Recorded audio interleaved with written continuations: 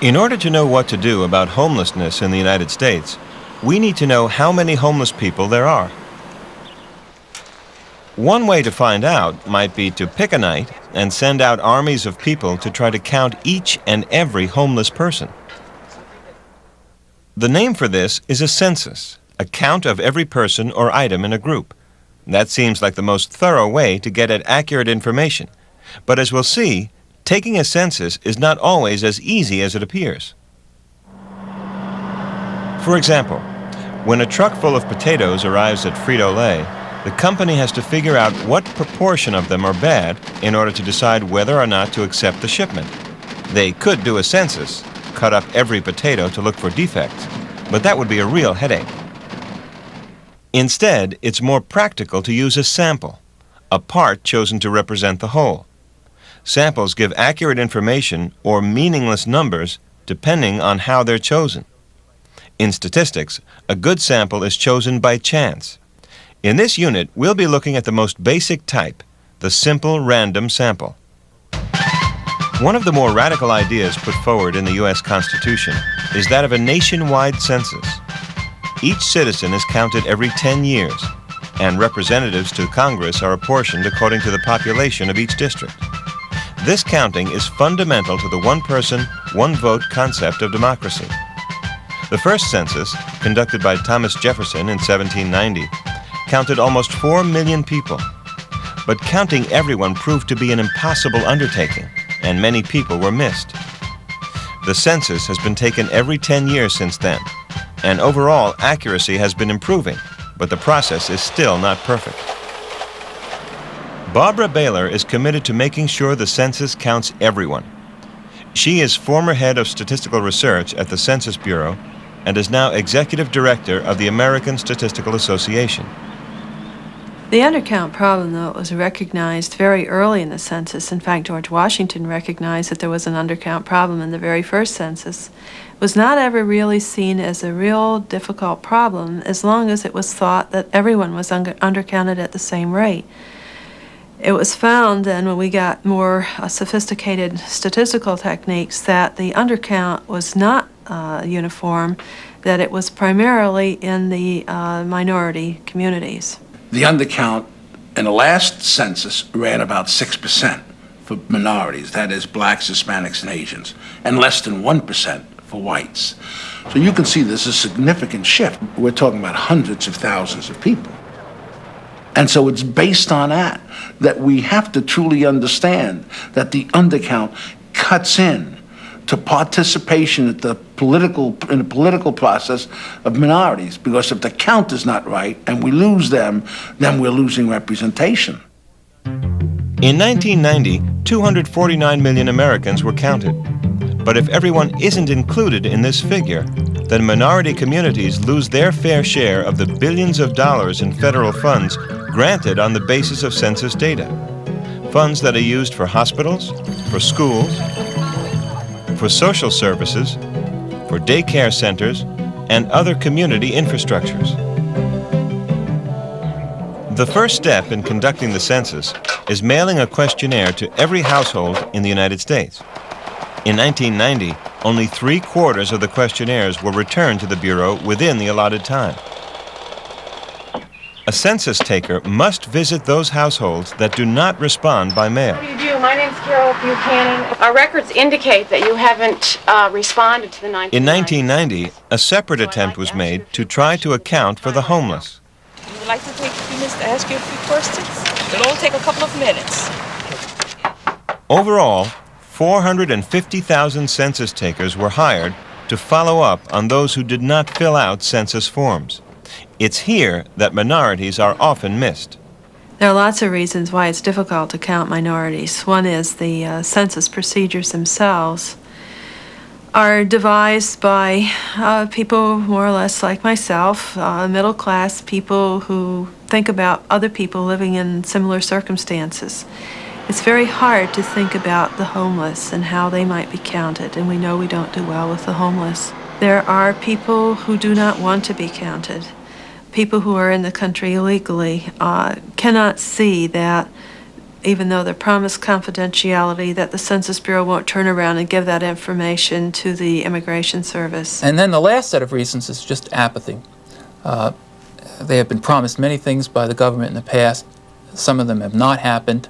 They're turned off a bit to society, and they're really not moved by another government agency coming out there and saying, we're here to do something good for you. Those are difficult things to overcome. These are not procedural errors in the sense that the address is not on the census list or anything like that, or the questionnaire did not arrive at the house. They're people choosing to leave themselves out. Stand right up for who you are. Stand up right now. Stand up and be counted. Barbara Baylor and other experts have proposed statistical adjustments to correct the undercount. In fact, there's a controversy in the courts over whether the census figures should be adjusted based on a smaller, intense sample of the population.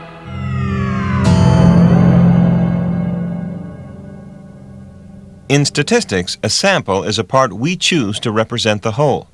The population, whether it's people or potatoes or grapes, is the entire group we want information about. The sample is the part we actually gather data from. Because the sample is only a part of the population, we can study it more extensively than we can all of the members in the group. We then use the sample data to draw conclusions about the entire population. A truck pulls up to a Frito-Lay plant in Killingly, Connecticut, filled with potatoes for chips. And from the point of view of the people at Frito-Lay, these potatoes are the population. The sampling process begins as soon as the truck pulls up to the receiving dock. Every truckload carries about 45,000 pounds of potatoes. The inspectors can't look at every one. And even if they could, it would produce too many mistakes due to human error. Instead, they take a sample, filling 30-pound buckets at 5 different points down the length of the truck. Frito-Lay can get better information by studying the 150-pound sample. The first step. The inspector randomly selects 40 pounds of potatoes and punches a core through each one.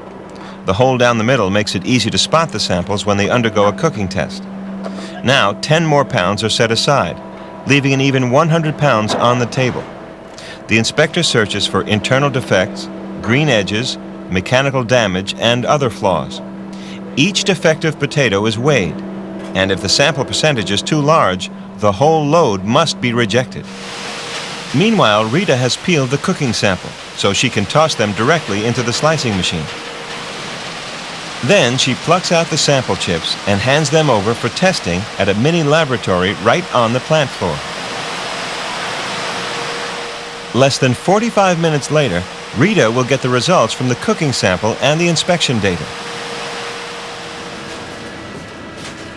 Everything meets specs, so based on a sample, Frito-Lay will accept the shipment. Oh, there you are, Willie Mike. Excuse me, guys. Nice lot of potatoes. You can go ahead, weigh up, put your truck on them for number 2. Okay? This lot of potatoes is on its way. Precise sampling procedures, using just 150 pounds of potatoes, enable the receiving department to approve the entire 45,000-pound shipment. After washing, potatoes tumble into the peeler, and then into the slicer, out of the slicer and into the fryer. Hot oil and a little salt, and in no time, ruffles. Turning raw potatoes into finished chips is a straightforward process, but making sure it's functioning properly requires the coordinated efforts of a number of people. All along the production line, workers are taking samples to ensure that the process is on track. If they waited until the end of the line to inspect the finished product, problems that were minor to begin with could be greatly compounded. Instead, sampling at key points catches problems early, before they get out of hand. The cooked chips travel out of the production area and into packaging. A few ounces fall into each of these automated bins. When the bins add up to the proper package weight, the chips are released. Packages are stamped with the plant number and other coded data. Then the bags are ready to be filled with chips. Rigorous sampling procedure is as important in packaging as in production. Here, an inspector measures a sample of 4 bags to make sure the net weight is satisfactory. Even when they're put into shipping cartons, the ruffles are still subject to sampling. No underweight packages can leave the plant, so cartons are randomly selected off the packaging lines for a final check before they are loaded into trucks and driven to Frito-Lay distribution centers. And even after the local route trucks have delivered the chips, Frito-Lay continues to rely on sampling. Professional shoppers across the country go out each week to purchase 2 bags of every product with different code dates. Shopper samples are sent to company headquarters in Dallas for testing and comparison. On all Frito-Lay potato chip products, you'll find a list of ingredients. The only one missing is the most essential: proper sampling. Now, how do we select a sample from a large population, like all Americans? The easiest ways are not always the best.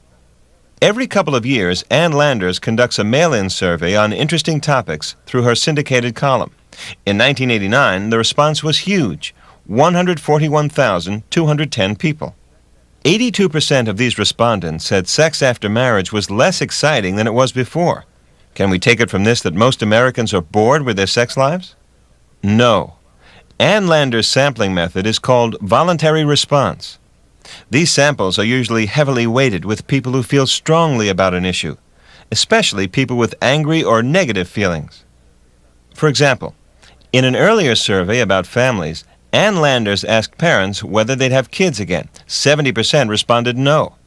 An independent randomly selected survey yielded a 90% yes response. So as fun as these juicy tidbits are to read, Landers' survey is not representative and therefore biased. Her numbers don't tell us much about the population of all Americans. The way to remedy the problems posed by voluntary response is to let impersonal chance choose the sample so that there's no bias favoring one group or another. We'll use a small sample to illustrate how this is done. Let's say the population we're interested in has 14 people in it, and we want to choose a sample of size 3. First, each subject gets a numerical label. Every label has to be the same length. In this case, we use the 2-digit labels 01, 02, 03, and so on. Then, we use a table of random digits, made up of a list of digits that have been chosen completely by chance, giving every number 0 to 9 the same chance to appear in every position in the table. So each pair of digits is also equally likely, and the table will choose labels completely at random. We just proceed through the table until we match pairs of digits with labels in our sample. The first pair of digits in the table is 12. The name that has the number 12 is Muir, so Muir is in the sample. The next pair of digits is 09. That's Watt, also in the sample. We jump over the gap for the next 2, 57. That's not one of the labels. We had only 14 subjects, so we skip it. 69 and 41 aren't labels either. 14 is, so Riley is the third person in our sample. This way of choosing is called a simple random sample. Chance gives every individual the same likelihood of being chosen, so we've eliminated the possibility of favoritism. In fact, chance does more in a simple random sample. Every possible grouping of 3 in our population had the same chance to be the sample as the one we chose.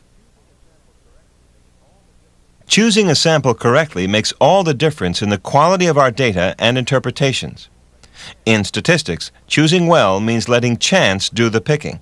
It's the only way to avoid the pitfalls of human choice. Sometimes, though, we need to count every single member of a population. In these cases, a census is a thorough and sometimes difficult method for finding out something we want to know.